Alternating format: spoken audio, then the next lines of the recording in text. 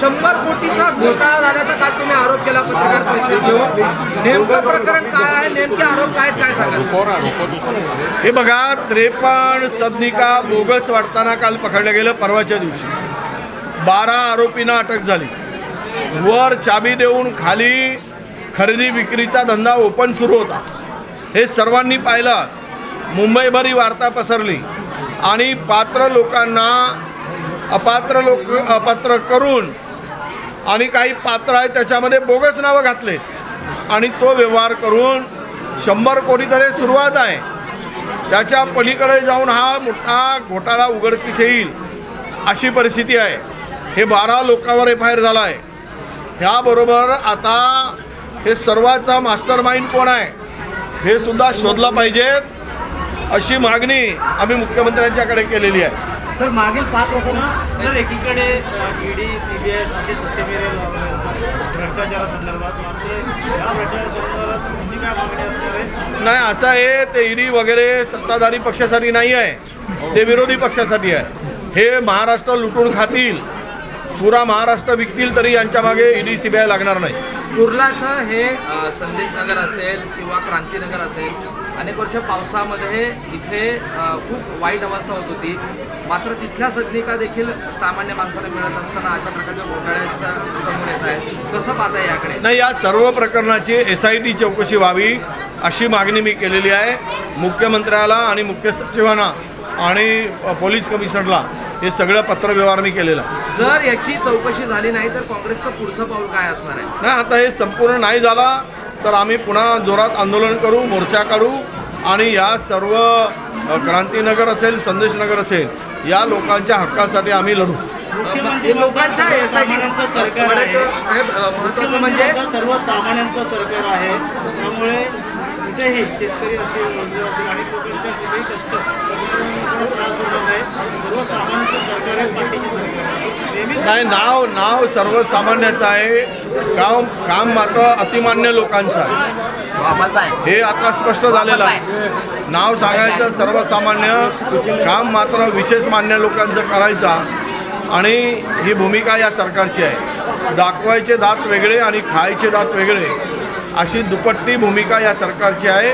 हे झालेल्या 2 दिवसापूर्वी झालेल्या घटनेवरून सिद्ध झालेलं. SITची मागणी केल्यानंतर काही स्थानिक नागरिकांचं असं म्हणणं आहे की पुनर्वसनाचा हा प्रकल्प कुठेतरी पुनर्वसनाचं काम थांबलं जाईल अशी भीती आहे. तर तुमची मागणी नाही, थांबवण्याचा विषय नाही.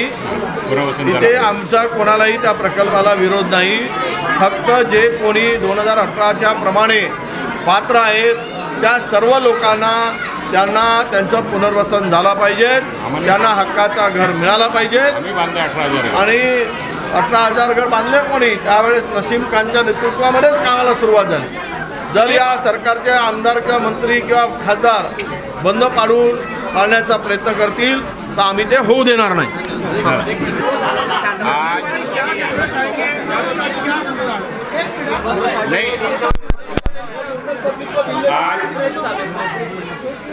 जिस तरह से 2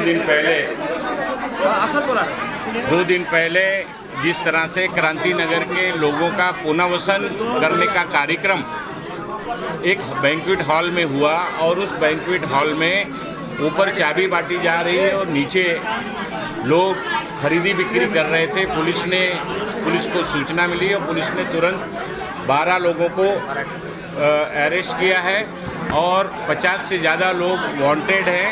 53 घर बोगस पकड़े गए हैं, ऐसा पुलिस ने अपने FIR में और रिमांड पेपर पे दिया है. मी गेल्या 2 दिवसापूर्वी पुनर्वसनाच्या एअरपोर्टच्या जमीनवर राहणारे लोकांचं पुनर्वसनाच्या नावाखाली पुनर्वसन सुरू करण्यात शासनाच्या वतीने सुरू झाला आणि सफेद पूलमध्ये एक खाजगी बँक्वेट हॉलमध्ये या विभागाचे सेनाचे नेते आणि MMRDAचे अधिकारी, SRAचे अधिकारी सगळे बसून चाबी वाटप करत होते आणि त्या वरती चाबी वाटप करत होते आणि चाबी घेऊन लोक खाली येऊन घर खरेदी विक्रीचा व्यवहार सुरू झाला. पोलिसांचं सांगणं आहे, पोलिसांना माहिती मिळाल्यानंतर पोलिसांनी 12 लोकांना अरेस्ट केलेला आहे। प्रथम दर्शनी त्यांनी असं सांगितलेलं आहे की 53 बोगस लोकांना चाबी वाटप झालेली आहे। गेल्या 15 दिवस 1 महिन्यापासून क्रांतीनगर आणि संदेशनगरच्या विविध विभागाच्या लोकांना ठिकठिकाणी बोलून चाबी वाटपाचं काम सुरू आहे आणि त्याच्यामध्ये अनेक सामाजिक संस्थांनी आमच्याकडे तक्रार केलेली आहे की सैकड़ो बोगस नाव टाकून लोकांना घर देण्यात येत आहे। हा निंदनीय आहे। आम्ही काल प्रेस कॉन्फरन्स घेऊन राज्याच्या मुख्यमंत्र्यांशी आमची मागणी आहे। आमचे विरोधी पक्षाचे नेते विजय वडेट्टीवार साहेब आज स्वतः दोन्ही ठिकाणी त्यांनी संदेशनगर आणि क्रांतीनगरमध्ये दौरा केलेली आहे, पाहणी केलेली आहे आणि जो भ्रष्टाचार चालू आहे पुनर्वसनाच्या नावाखाली ज्या निवडणुकासाठी पैसा गोळा करण्याचा धंदा भ्रष्टाचारच्या माध्यमातून करण्याचा काम लोक करत आहेत, लोकांना बेघर करण्याचा पाप करत आहेत। 50% जास्त क्रांतीनगर आणि संदेशनगर लोकांना अपात्र करण्यात आलेला आहे। ह्याच्या विरुद्ध आम्ही सर्वांनी आवाज उठवलेली आहे आणि या सर्व विषयाची सखोल चौकशी झाली पाहिजे। सर्व जे दोषी आहेत त्यांच्यावर कारवाई झाली पाहिजे। 100% लोक 2008च्या सर्वेमध्ये पात्र आहे त्यांच्या 100% लोकांचा पुनर्वसन झाला पाहिजे ही मागणी आमची आहे आणि त्याच्यासाठी आम्ही आमचे जे विरोधी पक्ष नेते आहेत त्यांना सुद्धा आम्ही विनंती केली होती। ते आज इथे पाहणी दौरा त्यांनी केलेला आहे, ते आपल्या समोर। एबीपी माझा, उघडा डोळे बघा नीट।